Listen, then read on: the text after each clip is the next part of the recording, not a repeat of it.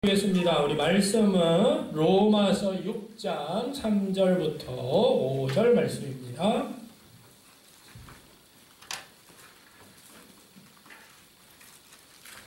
자, 우리 세 절이니까 우리 다 같이 한 목소리로 공동할 텐데요.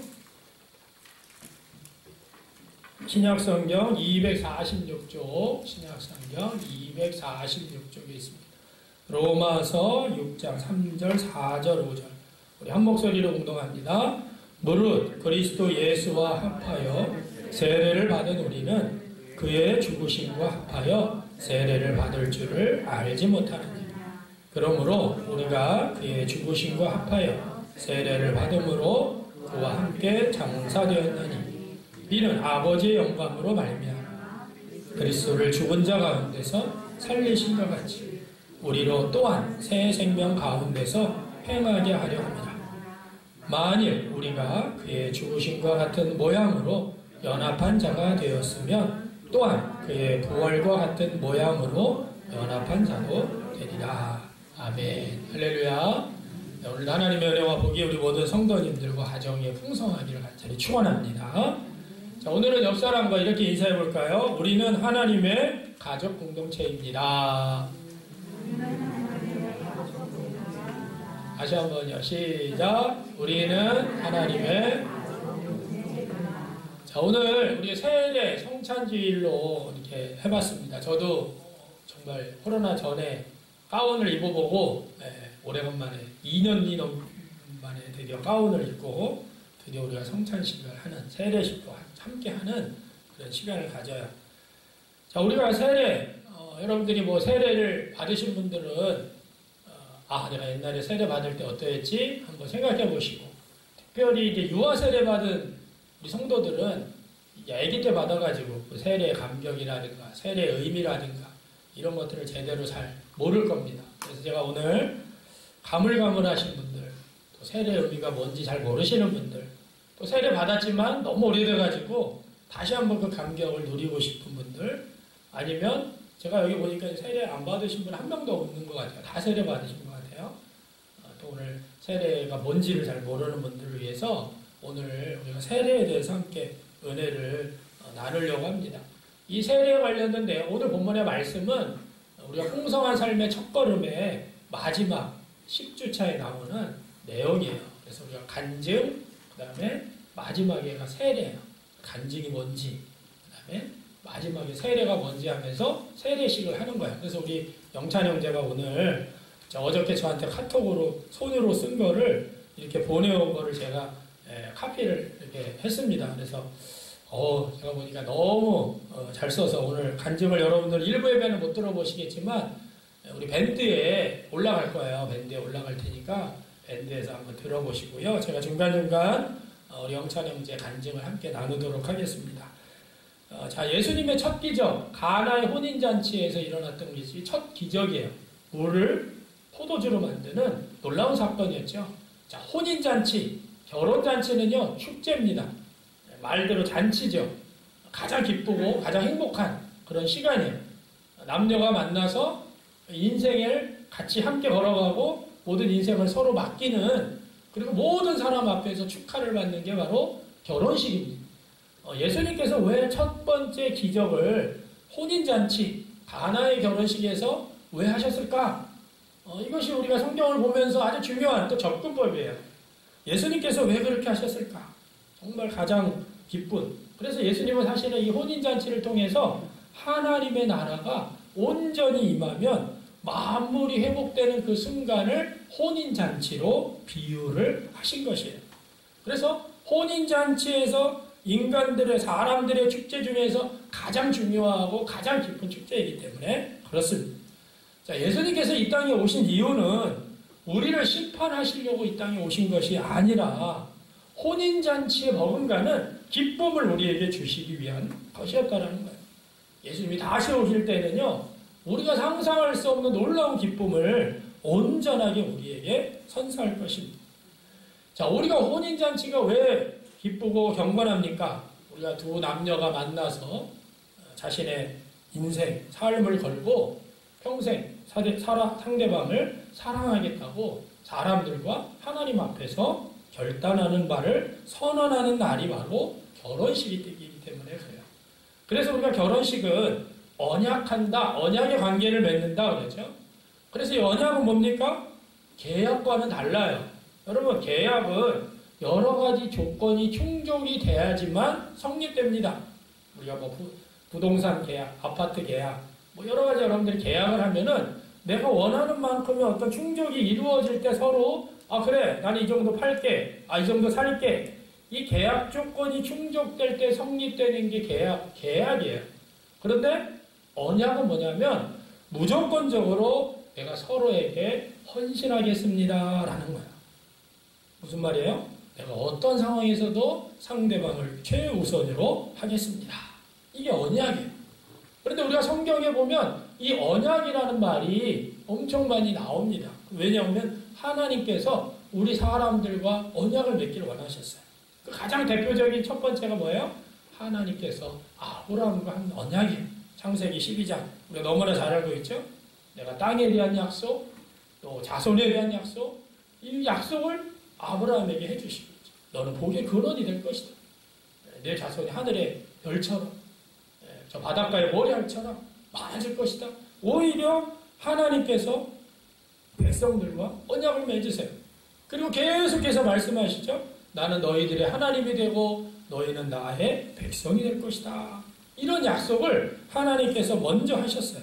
여러분, 여기에 가장 단 하나의 조건은 뭐냐면 서로에게 최고의 헌신을 하는 것입니다. 여러분, 사실 하나님이 미천한 우리 인간에게 언약을 맺으신다는 이유는요, 우리는 정말 어떻게 우리가 하나님하고 언약을 맺어요? 말도 안 되죠. 그런데 이거의 근본은 하나님의 사랑이 있는 거예요. 우리는 감히 하나님과 언약을 맺을 수 있는 존재들이 아닙니다. 그런데 하나님 편에서 하나님이 우리를 사랑하시기 때문에 그 놀라우신 사랑. 그래서 결국에는 성경은 무엇을 말씀하고 있어요? 하나님이 우리 인간과 깊은 사랑을 나누기를 원하신다는 거예요.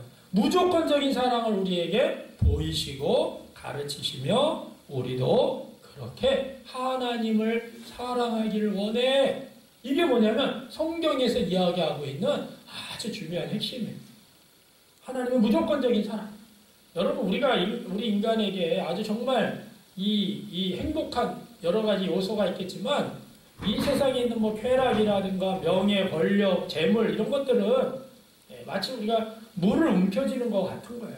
다 손가락 사이로 빠져나갑니다. 이 땅의 진정한 행복은 무조건적인 사랑이에요. 또 우리 삶의 의미와 목적을 깨닫게 되는 거죠. 자, 그래서 성경은 우리 인간과 깊은 사랑을 우리가 누리기 원하고 그리고 그 사랑을 우리에게 보이고 가르치는. 그래서 오늘 세례가 뭐냐? 세례가 뭡니까? 우리 이제 여기 보니까 유아 세례 받은 우리 청소년들이 대부분이에요. 제가 보니까 엄마 아빠가 믿음이 좋으셔가지고 다 유아 세례를 받으신 분들이 많은데, 자, 세례 첫 번째 세례는 뭐냐면 하나님과의 언약 선포입니다. 우리 한번 해볼까요? 시작. 다 같이 다시 한번. 세례는 하나님과의 시작. 세례는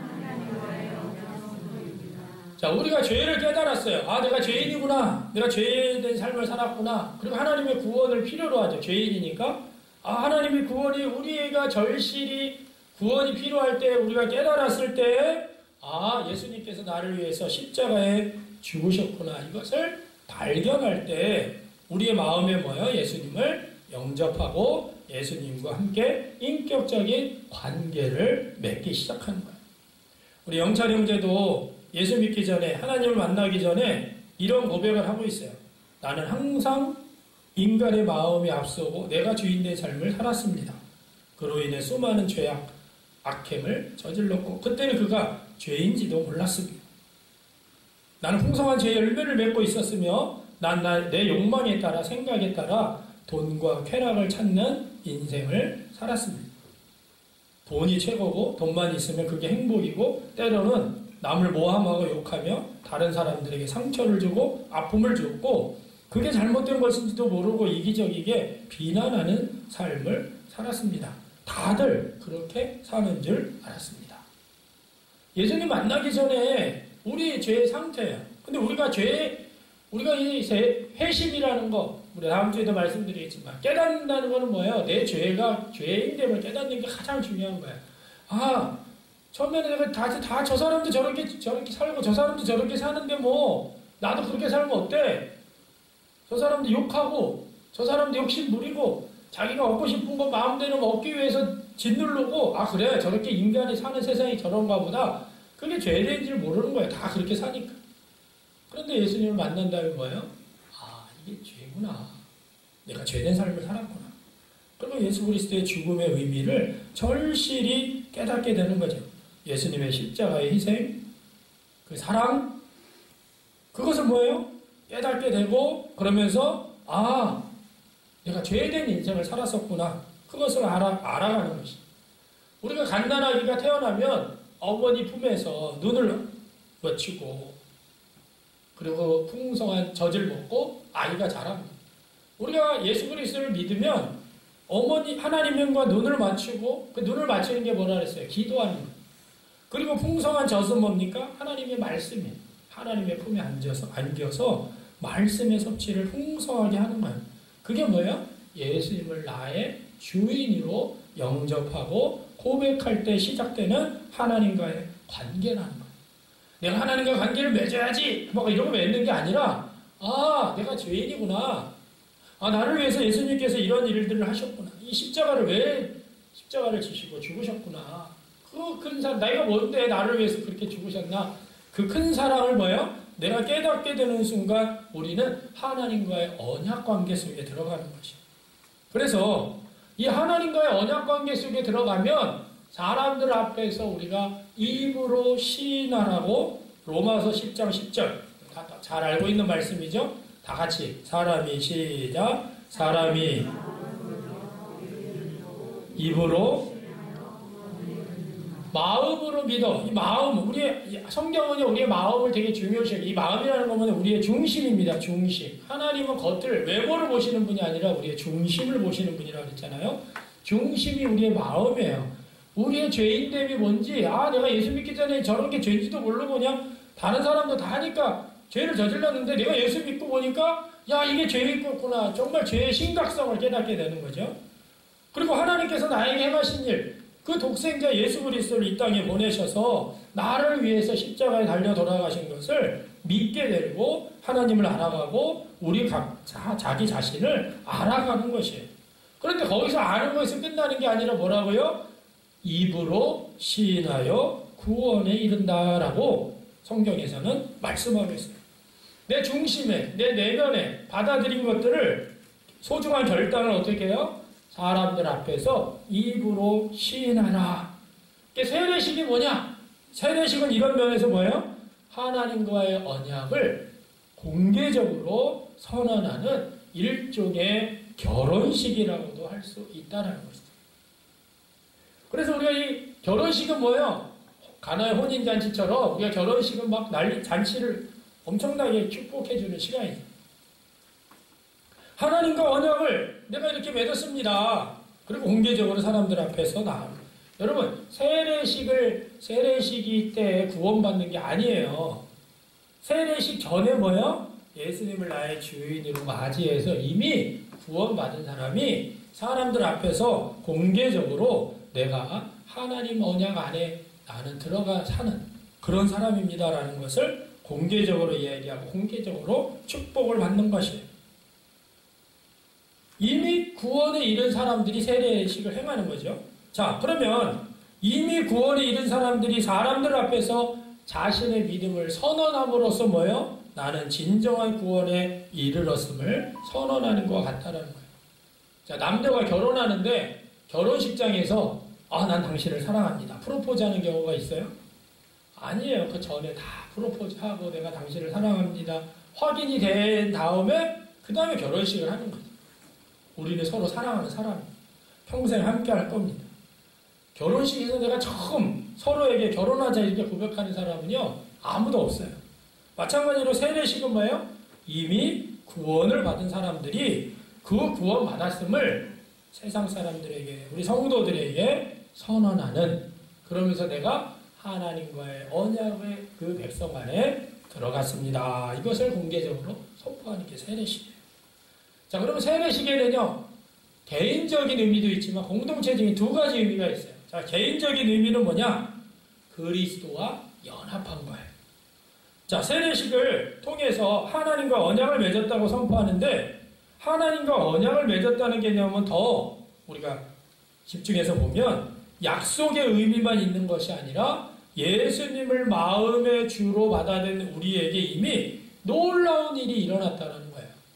언약, 우리 부부는 언약을 맺었다. 여기서 끝나잖아요. 그런데 이 언약에서만 끝나는 게 아니라 우리에게 놀라운 일이 일어났어요. 그게 이제 사도 요한은 뭐라 그랬어요?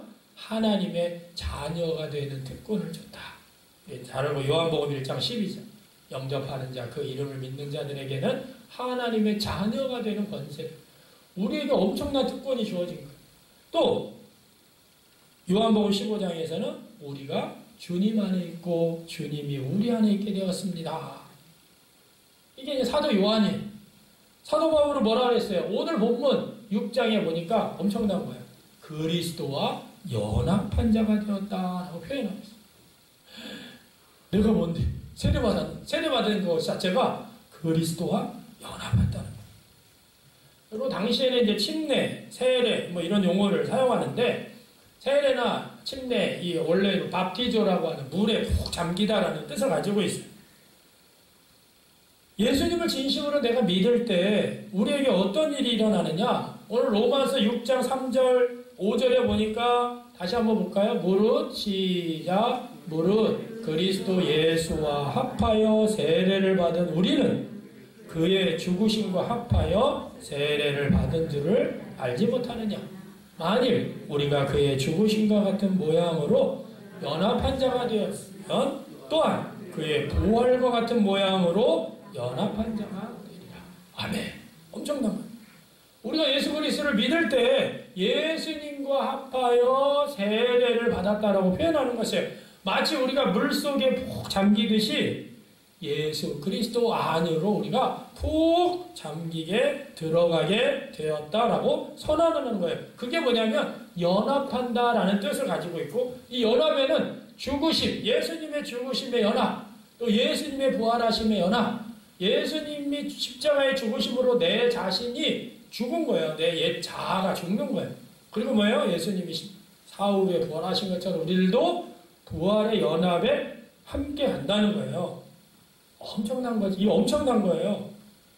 우리가 예수님을 그냥 단순히 받아들였을 뿐인데 예수님이 우리 안에 들어오시는 거예요. 우리가 예수님 안에 있게 된다. 그래서 우리는 이제 예수 그리스도와 상관없는 자가 아니라 그와 하나가 된 존재라는 것. 그래서 우리는 뭐예요? 더 이상 우리가 죄를 쉽게, 과거에는 쉽게 죄를 졌지만 이제는 그렇게 할 수가 없는 거예요. 왜? 죄에 대해서 이미 우리는 죽은 존재가 된 것이고, 그리고 예수 그리스도와 함께 우리는 산 존재가 되었다. 여러분, 여기서 우리가 잘 알아야 되는 거는 그래도 저 사람이 이제 죄 안 짓고 나쁜 짓 안 하고 막 이렇게 우리의 도덕적인 상태가 완전히 변화됐다라는 뜻이 아니라 우리의 신분이 완전히 변화된 거예요. 할렐루야. 여러분, 너무 중요한 게 뭐냐면 신분의 변화. 여러분들이 이제 신분 자체가 바뀐 거라는 거예요. 우리가 예수 그리스도를 믿음으로 말미암아 세례를 받는 우리는 예수님과 연합하고 예수님과 연합하는 자는 결국에는 신분의 변화가 그러니까 내가 세례를 받아도 사실은 죄를 저지를 수가 있어요. 왜? 도덕적인 완전의 변화가 아니니까. 이 세상에 살다가 보면 습관적인 내 죄 저지를 수가 있어요. 그러나 우리의 신분은요 이미 바뀌었어요. 자, 이렇게 하나님께서 우리의 신분을 바뀌셨기 때문에 우리는 우리를 달라진 존재로 여겨야 됩니다. 할렐루야. 그리고 그것을 하나님께서 이것을 우리를 위해서 이루셨구나, 이것을 받아들이는 것을 그렇게 여기는 것이 바로 믿음이라는 거예요. 믿음이라는 게 우리가 뭐 엄청난 그냥 막 하늘에서 뭔가 불이 내리고 막 그래서 막 뜨거워지고 떼굴떼굴 부르고 막 이래서 우리가 영접했다, 그런 차원이 아니라, 야, 내가 예수 그리스도를 나의 주인으로 받아들이고 내가 죄인됨을 깨닫고 돌이켜서 예수님을 나의 주인으로 받아들이면 그 안에 이미 예수님과 연합한 자가 되고, 연합한 자가 됐다는 것은 우리의 신분 자체가 바뀌었다는 거예요. 하나님의 자녀가 되고 예수님이 너 안에, 너가 예수님 안에 머물게 된다. 그래서 그걸 뭐예요?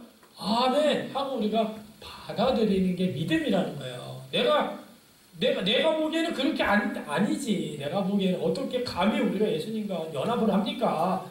말도 안 되죠. 근데 성경에서 그렇게 얘기하고 있으니까 아 그렇군요. 그러면 내가 그걸 받아들이겠습니다. 그렇게 내가 여기겠습니다. 내가 달라진 존재로 여기겠습니다. 하나님이 행하셨기 때문에 그 행하신 일을 내가 그렇게 여기는 것이 믿음이라는 것입니다. 그래서 우리의 일생을 하나님께서 이루신 일을 믿고 또 우리 자신을 위해 더 이상 죄에 드러나지 않고 하나님 앞에 나를 들여가지고 점점 하나님을 닮아가는 거룩함에 이르는 여정이 우리 신앙의 여정이 되는 것입니다. 자, 이렇게 그리스도 안에서 새롭게 된 존재, 그리스도의 연합한 존재가 된 것을 설명하기 위해서 바울은 세례라는 말을, 세례라는 단어를 사용한 거예요. 물에 완전히 잠기듯이 우리는 이제 예수님 안에, 그리스도 안에 완전히 잠겼습니다. 그리스도와 연합했습니다. 여러분은 새로운 신분을 가지게 되었습니다. 이렇게 설명하는 거예요. 여러분 초대교회에서도 자기들끼리 막 예수님을 영접하고 주로 영접했을 때 놀라운 영적 사실을 표현했죠. 근데 그것을 드러내기 위해서 뭐예요? 세례식을 한 거예요. 사실은 초대교회에는 세례식이 요단강이나 그 주변에 강물이 있으면 강에 들어가서 침례를 행했습니다. 침례. 물속에 푹 잠기는. 그래서 뭐예요? 물속에 잠긴다는 것은 죽는다는 뜻이에요. 물속에 내가 옛사람이 내 죽는다. 장사되는 거죠. 근데 물속에서 나오면 새로운 사람으로 새로운 피조물로 바뀐다. 자, 그런데 교회 핍박이 일어나면서 공개적으로 강이나 호수에서 침례를 행할 수 없게 됐어요. 겨울에는 침례가 어려웠어요. 그래서 어떻게 할까? 이러다가 이제 그것을 상징하기 위해서 성소를 머리에 물을 떨어뜨림으로 불에 완전히 잠긴다. 이런 것을 상징하는 것이 됐습니다. 그래서 이 개신교회는 우리가 침례교단이 있죠? 이 침례교단은 아니 성경에서 침례를 했으니까 무조건 우리는 침례를 해야 된다. 그러면서 이제 하는 교단이 침례교단이에요. 네, 침례교라고. 여기도 세례 이런 말을 세례 요한이 아니라 침례 요한 이렇게 표현을 해요. 근데 침례교단도 있지만 우리 감리교나 일반적인 장로교는 대부분이 세례식 성수를 머리에 붓습니다. 어떤 교회는 침례도 하고 세례식도 똑같이 이름을 둘 다 하는 교회도 있어요. 그런데 우리가 물을 뭐 성수에 뿌리느냐 아니면은 진짜 물 이런 욕조통에다 달아놓고 그냥 우리 성도들 앞에서 할 때 침례처럼 진짜 물속에 푹 잠기게 하느냐 이런 의식이 중요한 게 아니라 여기에 따른 우리 믿음의 고백과 선언이 중요한 거예요. 우리의 믿음의 고백, 선언. 자, 우리 한번 다 같이 한번 해볼까요? 나는 세례식에서 드러나는, 여기 다 세례 받으신 분들이니까 시작. 나는 세례식에서 드러나듯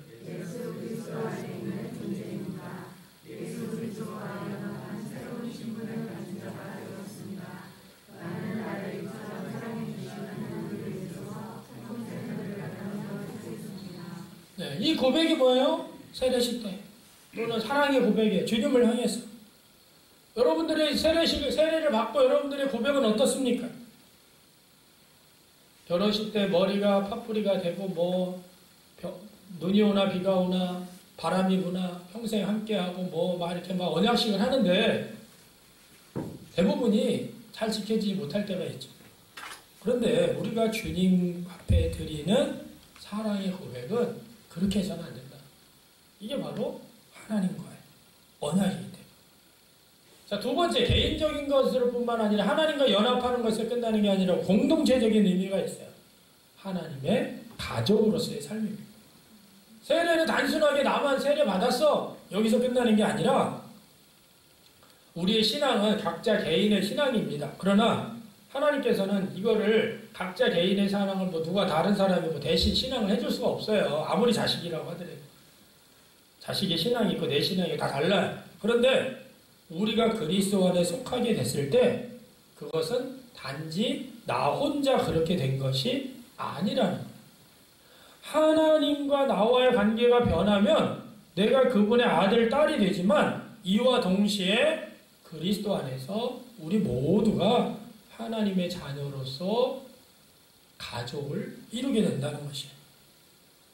자, 그래서 우리가 우리 개인의 결단과 고백을 통해 주님의 자녀가 되지만 주님의 자녀가 되는 동시에 우리는 뭐예요? 하나님의 가족에 속하게 된다는 것이에요.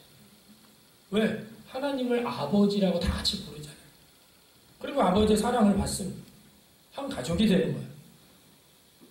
세례를 받는다는 것은 뭐예요? 이렇게 우리 자신이 더 이상 영적으로 고립된 존재가 아니라 우리가 하나님의 가족에게 속하게 됐습니다. 이 하나님의 가족이 바로 교회 공동체예요. 여러분, 우리가 왜 성찬식을 해요? 여러분, 가족이라는 게 뭐예요? 형제라는 게 피를 나눈 거잖아요. 피를 나눈 형제 이러잖아요. 한 부모 밑에서 그 부모의 피해를 나눈, 우리는 예수 그리스도의 피와 몸을 나누는 한 가족임을 우리가 늘 성찬식을 통해서 우리가 하나의 가족입니다.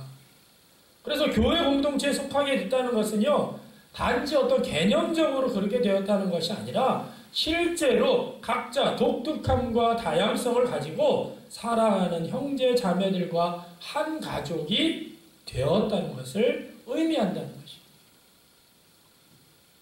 그래서 기독교는요, 이 제도적인 종교, 교회라는 어떤 조직이 아닙니다. 실제로 서로 사랑하고 이끌어주고 보호해주고 함께 싸우고 함께 꿈꾸는 사람들의 공동체가 바로 교회 공동체라는 거예요. 여러분, 교회 공동체 안에서 싸울 수도 있어요. 교회 공동체는 뭐예요? 서로 사랑하는 거예요. 서로 보호해주는 것이에요. 이끌어주고.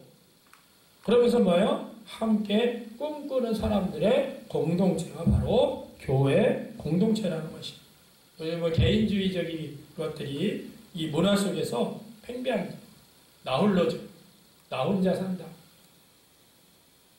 제가 한 3, 4년 전 코로나 터지기 전에 이렇게 강의를 이렇게 초청받아서 강사로 나가면 제가 데이터를 딱 해서 23점 몇 프로에서 지금 벌써 27%, 24%가 됐습니다. 그런데 지금 30%가 넘었어요. 나홀로족이. 혼자 사시는 분들이. 이제 개인 혼자 사시는 분들이 많다는 거예요. 그런데 성경을 우리가 조금만 읽어보면 신앙은 결코 개인적인 영역에서 멈추는 게 아니라 우리의 마음속에서만 일어나는 게 아니라 우리에게 주신 하나님의 가족과 함께 세상 속에서 살아가는 것임을 말씀하고 있다는 것입니다. 그래서 성경에서 이야기하는 신앙은요, 독고다이 신앙이 아니에요. 혼자 하는 신앙이 아니에요. 함께 하는 것입니다. 그래서 이 세례는 단지 우리 개인이 주님과 언약관계 속에 들어갔다고만 고백하는 것이 아니라 이 언약 공동체에 들어갔다는 것을 선언하는 것입니다. 실제로 구약시대부터 하나님과의 언약은요, 개인적인 결단도 필요했지만 언약 공동체 속에 들어가는 것을 뜻했다는 것입니다. 그렇기 때문에 세례식은 개인의 신앙, 고백의 동시에 자신이 이제 속하게 함께 살아갈 공동체를 내가 찾았습니다. 내가 그 속에 속하게 되었습니다라는 것을 선언하는 것입니다. 하나님은 우리를 고아처럼 내버려 두시지 않겠다고 약속하셨습니다.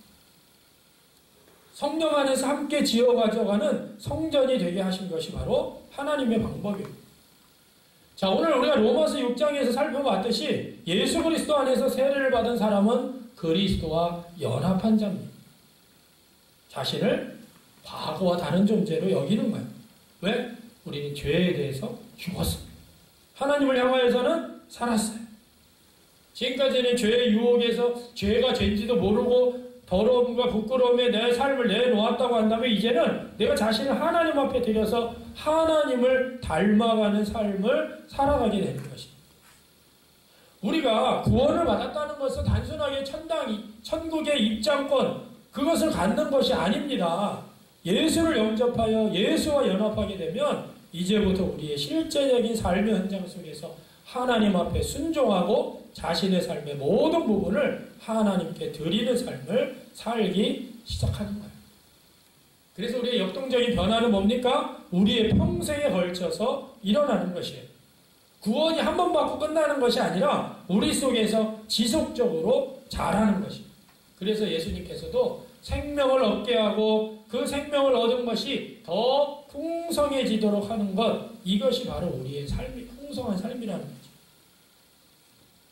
그래서 우리 일반 우리 그리스도인들, 성도들 중에 내가 믿음으로 구원을 받았으면 여기서 끝났다 이렇게 그냥 생각하는 그런 오류가 있어요. 하나님께서 이루신 구원의 사역의 완전성으로는 맞지만 구원받은 우리가 구원받은 자로서 살아가면서 성장하고 그래서 구원의 역동성을 우리 삶 속에 이루어나가는 것입니다. 그래서 예수를 그리스도로 받아들인 것은 뭐예요? 깨지고 상한 세상을 심판하시고 회복하시는 내가 하나님을 따르겠습니다 라는 것을 선언하는 것입니다. 그래서 세례식은 이러한 삶이 시작되었음을 사람들 앞에서 선언하는 것과 같습니다. 세례식은 뭐예요? 하나님과 언약을 한다는 면에서 결혼식과 닮았지만 내가 이제 우리 가족 공동체에 속해가지고 내가 자라면서 세상을 치유하고 회복하시는 주님을 따라 성장해 나가겠습니다라고 선언하는 것은 그런 면에서는 백일잔치와 비슷하다는 거죠. 우리가 예전에는 아이들이 태어나면 100일 전에 죽는 아이들이 많았습니다. 지금의 의료기술이라든가 또 이렇게 발달이 돼서 그렇지만 그래서 100일 잔치를 하는 이유는 뭐예요? 이 아이가 100일 동안 살았으니까 이제 살겠구나. 그래서 아이 사실은 어떤 경우는 막 1년이 지나도 아이를 호적에 올리질 않았어요. 얘가 너무 많이 자꾸 죽으니까 아이들이. 우리가 뭐예요? 세례식도 마찬가지예요. 우리가 이미 하나님의 가족으로 태어나서 이제부터는 생존에 연연하지 않고 잘 성장해 나갈 것이라는 확신에서 함께 기뻐하는 시간이 바로 백일잔치입니다. 백일잔치는 혼자예요? 어린이 혼자 백일잔치에 떨러 앉아있는 게 아니죠. 부모, 사랑하는 부모, 형제, 친지, 가족 다 같이 모여 축하해줘요. 우리 세례식도 마찬가지예요. 우리가 2부 예배 때도 함께 다 같이 축하해줄 겁니다. 예수로 말미암아 새로운 생명을 가지고 새로운 삶을 시작하는 것을 기뻐하는, 우리가 먼저 믿은 하나님의 가족들이 함께하면서 건강한 출발을 함께 기뻐하는 것. 한 아이가 태어나서 건강하게 자라고 그 집안을 빛내는 것은요, 모든 가족의 기쁨입니다. 오늘 영적으로 태어난 우리 영찬 형제가 건강하게 믿음 가운데 우리 하나님의 가족 공동체에 속해서 정말 하나님 앞에 영광스럽고 하나님을 닮아가는 그러한 일들이 일어나길 위해서 여러분들이 기도해 주시기 바랍니다. 우리가 함께 여러분들이 세례식에 참석하지 못하지만 그러한 축복 가운데 여러분들이 여러분들의 삶의 세례식을 한번 떠올리고 나는 이 역동적인 변화와 성장이 내 안에 이루어지고 있는가, 다시 한번 개인적으로 공동체적으로 나에게 주는 세례의 의미를 바로 깨닫고 여러분들과 제가 정말 주님이 원하시는 그 모습 가운데 기쁨을 누리고 풍성한 삶을 누리는 우리 모두가 되시기를 주님의 이름으로 간절히 축원합니다. 기도하겠습니다. 그렇습니다. 주님, 오늘도 우리에게 말씀하여 주시고 또 깨닫게 하시니 감사합니다. 이 시간 사랑하는 당신의 자녀들이 하나님 앞에 모여서 다시 한번 우리가 받았던 세례식, 정말 언제 받았는지 가물가물하기도 하고, 또 유아 세례식에 받았던 이들은 세례의 의미에 대해서 잘 몰랐던 그 부분을 다시 한번 오늘 말씀을 통하여서 깨닫게 하시고, 그 말씀이 우리 안에서 온전히 세워지는 귀한 은혜를 주셨사오니 우리가 그 말씀 가운데 승리하는 삶을 살아내게 하여 주옵소서. 모든 영광 하나님 앞에 올려드리며 예수님의 이름으로 기도하옵나이다. 아멘.